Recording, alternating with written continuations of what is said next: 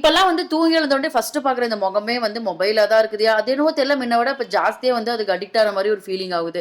ஏன்னா முன்னலாம் எவ்ளோ வேலை இருந்தாலும் ஃபர்ஸ்ட் எல்லா வேலையும் கம்ப்ளீட்டா முடிச்சுட்டு ஒரு 5 நிமிஷம் ரிலாக்ஸா உட்காரலாம்னு சொல்லிட்டு போது தான் இந்த ஃபோனே எடுப்பேன். ஆனா இப்போலாம் வந்து எவ்ளோ வேலை இருந்தாலும் ஃபர்ஸ்ட் ஒரு 5 நிமிஷத்துக்கு ஒரு டைமாவது அத போய் ஓப்பன் பண்ணிட்டு க்ளோஸ் பண்ணலாம் நம்மளுக்கெல்லாம் தூக்கமே வரமாட்டேங்குது.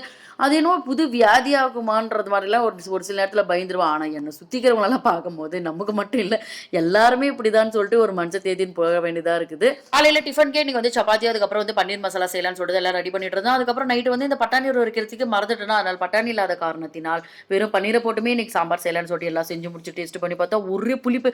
ஏன்னா ஒரு 5, 6 தக்காளி எக்ஸ்ட்ரா போட்டுக்கிறேன். அப்ப என்ன பண்ணலான்னு பார்த்தா, நமக்கு இல்லாத ஐடியாவா, அதனால எடுக்கிற பொடியெல்லாம் தூக்கி கொட்டுன்னு சொல்லிட்டு, எங்க அக்கா வேற இந்த பிரியாணி மசாலா செஞ்சு ஒரு பாக்ஸ்ல வச்சிருந்தால, யாரு கேட்க போறாங்கன்னு எடுத்து கொட்டலான்னு சொல்லிட்டு, எல்லாத்தையும் போட்டு டேஸ்ட் பண்ணி பார்த்தா, என்ன டேஸ்ட் சூப்பரா வந்துடுச்சு. ஆனா என்ன ஒண்ணு பட்டரே போடாத பன்னீர் பட்டர் மசாலா செஞ்ச ஒருத்தி நானா மட்டும் தான் இருப்பேன்.